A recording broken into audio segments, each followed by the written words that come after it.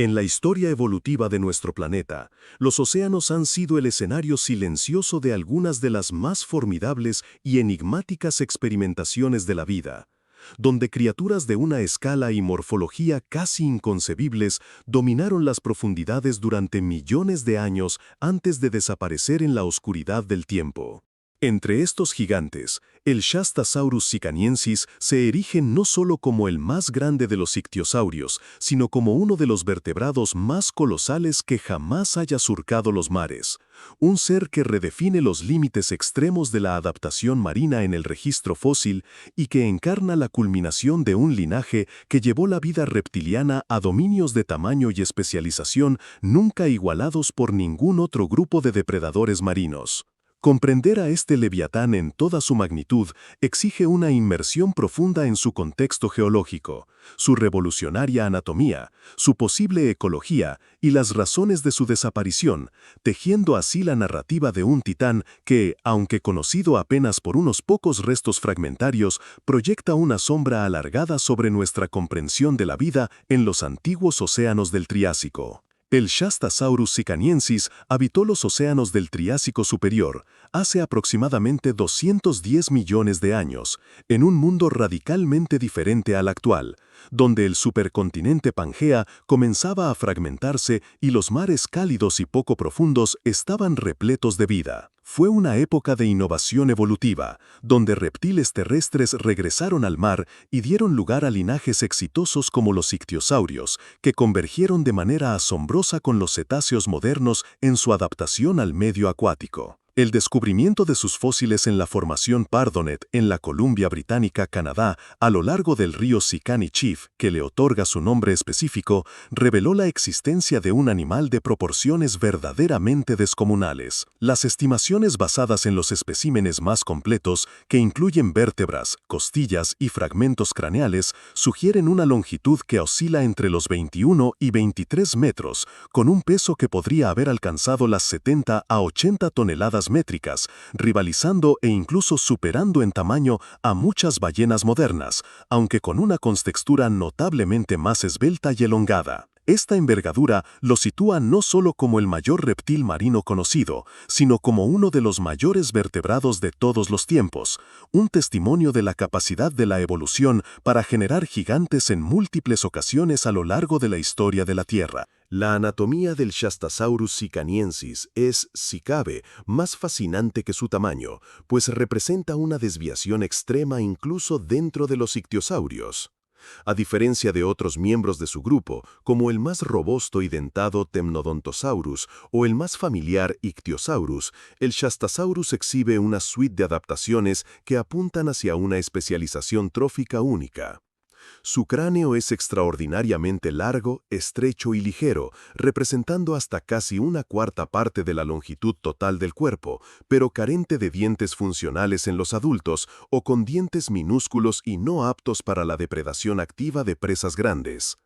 Esta característica, radical en un depredador apical de tal tamaño, sugiere un modo de alimentación completamente diferente al de sus parientes. La hipótesis más sólida propone que era un superdepredador succionador, similar a como lo son los cachalotes modernos con los calamares, aunque a una escala mucho mayor.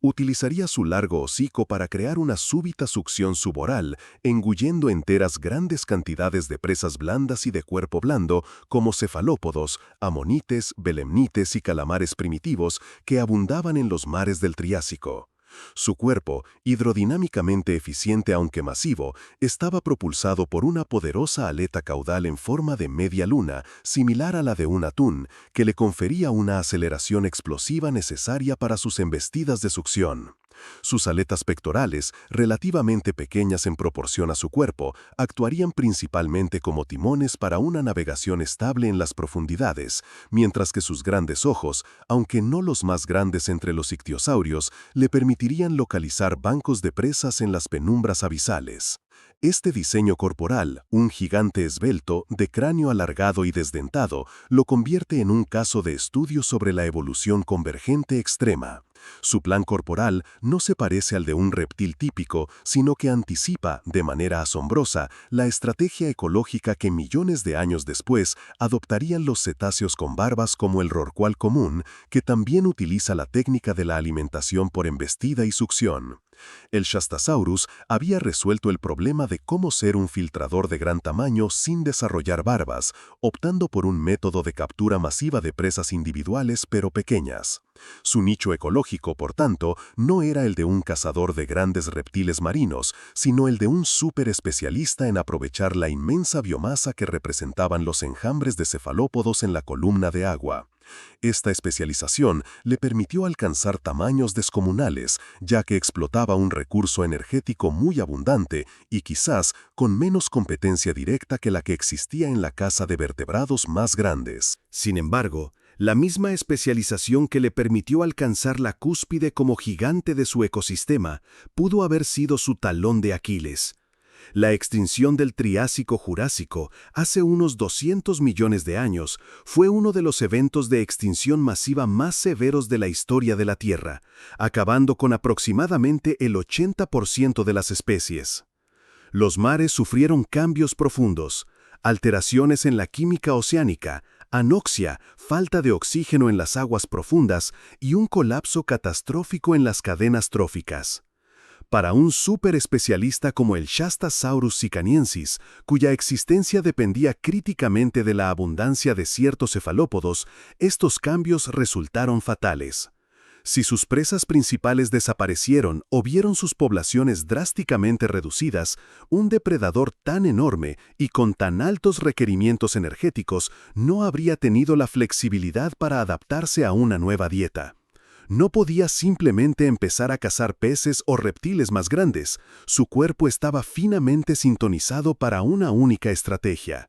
Así, el coloso abisal, la cúspide de la evolución de los ictiosaurios, se extinguió junto con incontables otras especies, cerrando para siempre un capítulo de experimentación evolutiva única. La desaparición del Shastasaurus sicaniensis es más que la pérdida de una especie, es el fin de una era de gigantes reptilianos que gobernaron los océanos con una diversidad de formas y estrategias que nunca se ha repetido. Su legado fósil, aunque fragmentario, es un poderoso recordatorio de la fugacidad de la dominación evolutiva y de los riesgos de la hiperespecialización en un planeta cambiante. Nos muestra que la evolución no es un camino lineal hacia la perfección, sino un conjunto de experimentos, algunos de una escala por su praxis espectacular, pero vulnerables a los caprichos de la historia de la Tierra.